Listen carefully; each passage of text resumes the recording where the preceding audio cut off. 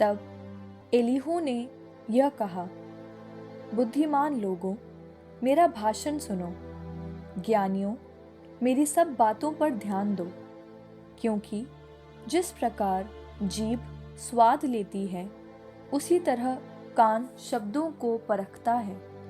हम स्वयं देखें कि सही बात क्या है, हम मिलकर जान लें कि उचित क्या है। क्योंकि अय्यूब ने कहा, मैं निर्दोष हूँ, किंतु ईश्वर मुझे न्याय नहीं दिलाता। न्याय की मांग करने पर मैं झूठा माना जाता हूँ। मैं निष्पाप हूँ, फिर भी मेरा घाव असाध्य है। अय्यूब के समान और कौन शूरवीर है? वह पानी की तरह निंदा पीता है। वह कुकर्मियों के साथ बैठता और दुष्टों से मेल जोल रखता है, क्योंकि उसने कहा, ईश्वर की इच्छा पूरी करने से मनुष्य को कोई लाभ नहीं। ज्ञानियों, मेरी बात सुनो। ईश्वर में कोई अधर्म नहीं, सर्वशक्तिमान में कोई अन्याय नहीं। वह मनुष्य को उसके कर्मों का फल देता और उसके आचरण के अनुसार उसके साथ व्यवहार करता है। नहीं, ईश्वर दुष्ट जैसा व्यवहार नहीं करता। सर्वशक्तिमान न्याय को भ्रष्ट नहीं करता। किसने ईश्वर को पृथ्वी सौंपी? किसने समस्त संसार को उसके अधिकार में दिया?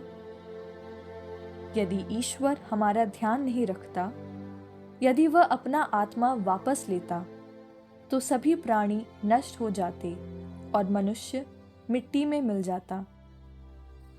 अय्यूब, तुम बुद्धिमान हो, मेरी बात सुनो, मेरे भाषण पर ध्यान दो। क्या विधि से बैर रखने वाला शासन कर सकता है? क्या तुम परमन्यायी को दोषी ठहराते हो?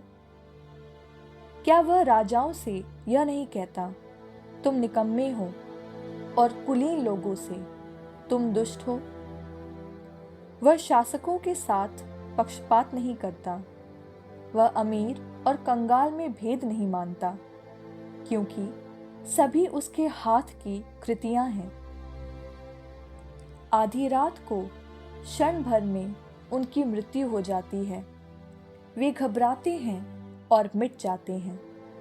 वह बिना किसी की सहायता के शक्तिशाली को हटाता है, क्योंकि ईश्वर मनुष्य का आचरण देखता रहता और सभी मार्गों का निरीक्षण करता है।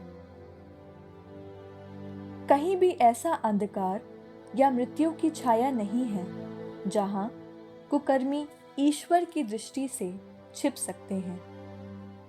ईश्वर मनुष्य को पूर्व सूचना नहीं देता कि किस दिन उसका न्याय किया जाएगा। ईश्वर अचानक शक्तिशालियों को छिन्न भिन्न करता और दूसरों को उनके स्थान पर नियुक्त करता है।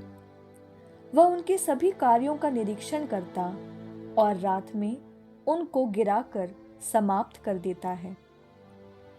सबके देखते वह उन्हें कुकर्मियों की तरह कोड़े लगाता है, क्योंकि उन्होंने उसका अनुसरण नहीं किया और उसके मार्ग पर चलना नहीं चाहा।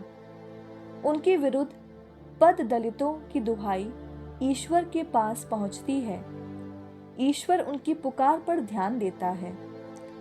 किंतु यदि ईश्वर मौन रहता है, तो इसे कौन दोष देगा? यदि वह अपना मुख छिपाता है, तो इसे कौन देख सकेगा? फिर भी वह मनुष्यों और राष्ट्रों की निगरानी करता है। वह नहीं चाहता कि विधर्मी राज्य करे और प्रजा के लिए जाल बिछाया जाए। यदि कोई ईश्वर से यह कहता है, मैंने प्रायश्चित किया, मैं फिर पाप नहीं करूंगा, जो मैं नहीं समझता उसे मुझे समझा। यदि मैंने अधर्म किया, तो मैं फिर वैसा नहीं करूंगा। तो क्या तुम मानते हो कि ईश्वर को उसे दंड देना चाहिए? तुम पश्चाताप करना नहीं चाहते। उन्हें निर्णय करना चाहिए, मुझे नहीं। तुम जो जानते हो उसे मुझे बता दो। जो ज्ञानी मेरी बात सुनते हैं, जो समझदार हैं, वे मुझसे यह कहेंगे, यह बकवादी अय्यूब कुछ नहीं जानता, यह निरर्थक बातें कहता है। अय्यूब विधर्मी की तरह बोलता है, उसकी पूरी पूरी परीक्षा की जानी चाहिए, क्योंकि पाप करने के बाद वह विद्रोह भी करता, हमारे मन में संदेह उत्पन्न करता और ईश्वर के सामने डींग मारता है।